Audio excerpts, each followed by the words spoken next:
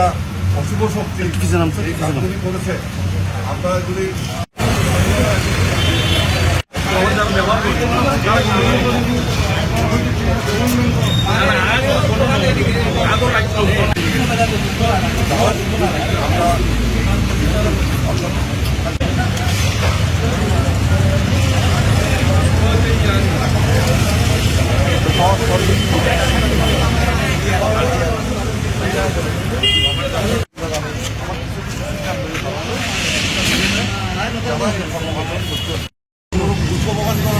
সরকার অন্তর্বর্তী সরকারের উপদেষ্টা প্রয়োজন এভাবে বারবার হামলা করে।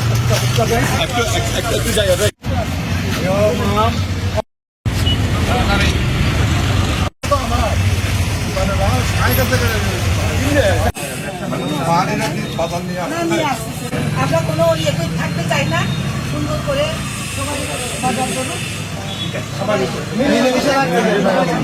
আমরা চাই না।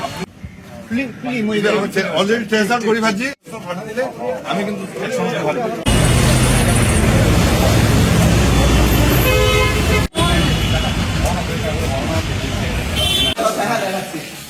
বৌদ্ধ ধর্মের স্বীকৃত গ্রন্থ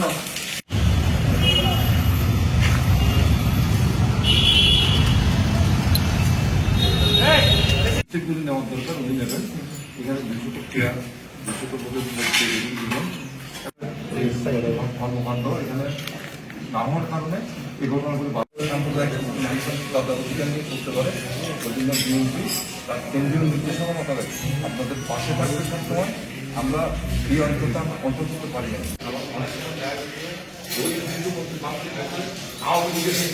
আবার যাতে এই ঘটনাগুলো যদি ঘুরে আসছে আমরা মনে করি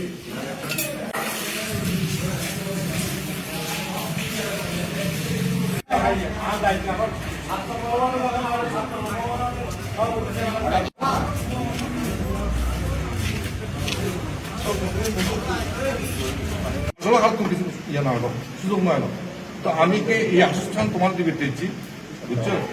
আমি ভগবান দিলে নিশ্চয়ই আমি জনগণ, আমি দীর্ঘদিন আমি 16 বছর 17 বছর নির্যাতিত নিপীড়িত। আমি কিন্তু জনগণের আমি কিন্তু কষ্ট দিই, জনগণের মুখে কষ্ট আসে। আমার পরে আমার তারেক সাহেবের দৃঢ় নির্দেশ যে জনগণের অধিকার ঘন অধিকার খর্ব করা হবে, জনগণের নিরাপত্তা ইয়ে করা। তুমি বিচ্ছিন্ন করে দিবে, আমার 12 টাকা তো ফোন করতো, তুমি দেবো প্রত্যেকটা ঘন্টার পর ঘন্টা মঞ্জুরি করতাম। মানে কি জিততে পারো তুমি, মানে শান্তিকে দিবে এবং স্টেটমেন্ট দিয়ে এবং আমার কথা তুমি নিশ্চিত দাও কোনো কারোর কোনো ভীতিকর অবস্থান ভীতিটাতে তুমি তার ভীতি দূর করো এবং তুমি রাজপথে থাকো, তাকে তুমি ব্যাকুণের বাঙালি কোনের বাঙালি ব্যাকুণের অবদান করো, কেউ যাতে কারো আক্রমণ না করো। তো আমি তোমার আশ্বস্ত করতে চাই আমি মানে এই বিশেষ করে মন্ত্রীবৃন্দ যাতে ভবিষ্যতে কোনো ঘটনা ঘটি না করে, আমার নেতা কর্মীর একবারে পরিষ্কার আমি মানে একবার জীবন বাজি রেখে আমি এবার রক্ষা করবার চেষ্টা করি। হ্যাঁ আমি এবং মানে কোনো সময় এনকাউন্টার না ঘটে, সে কারণে আমি তোমার আশ্বস্ত করতে ইচ্ছি। বিশেষ করে বাঙালিরও খোঁজ দিই, তুমিও ধরে ধরে বাজারে দেখো। কিন্তু সাংবাদ বাংলা আমাদের মধ্যে কোনো প্রভাব নাই। আমরা আগে যেভাবে পাহাড়ি বাঙালি মিলে আমরা সুখে শান্তিতে বসবাস করতাম, সুখে শান্তিতে বাজারে করতাম, ওগুলি আমাদের করতে হবে।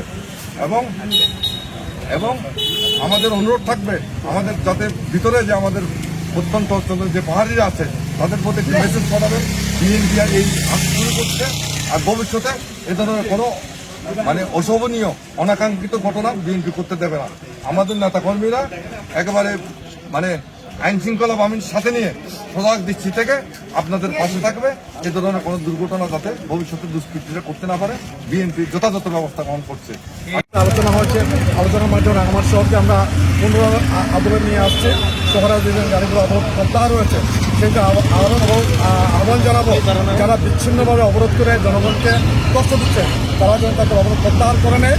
আমার সরকার যাতে এইসব লোকদের পাশে দাঁড়ায় এবং বিএনপি পাহাড়ি বাঙাল সকল দল জাতীয় রাজনীতি করে আমরা সকলেই বাংলাদেশি, এখানে পাহাড়ি নয় বাঙালি নয়, সকলে মিলে কাজ করতে চাই। যারা দীর্ঘদিন কাজ করেছে এবং তাদেরকে চিহ্নিত করা হোক, যারা আজকে এই হামলা মামলার শিকার হয়েছে তাদের সকলকে আইনের আওতায় এনে বিচারের মুখোমুখি করা হোক। তাহলে একটা দৃষ্টান্তমূলক বক্তব্য থাকবে, আমাকে শাস্তি দেওয়া হলো আগামীতে তারা এইসব অন্যায় অবিচার এবং লুটপাট করার ক্ষেত্রে তারা সচেতন থাকবে এবং প্রশাসনকে আহ্বান জানাবো, আইন শৃঙ্খলা আহ্বান জানাবো, যেখানে সে বিচ্ছিন্নতা করবে, গুজব ছড়াবে, তাদের সকলকে আইনের আওতায় এনে যেন বিচারের মুখোমুখি করা হয়। এবং আমরা সকলে মিলে রাঙামাটি শহরটাকে একটি সম্প্রীতির সৌহার্দ্যপূর্ণ একটা সম্প্রদায় মুক্ত আমরা শহর করতে চাই, এটা আমাদের নিবেদন থাকে। ধন্যবাদ।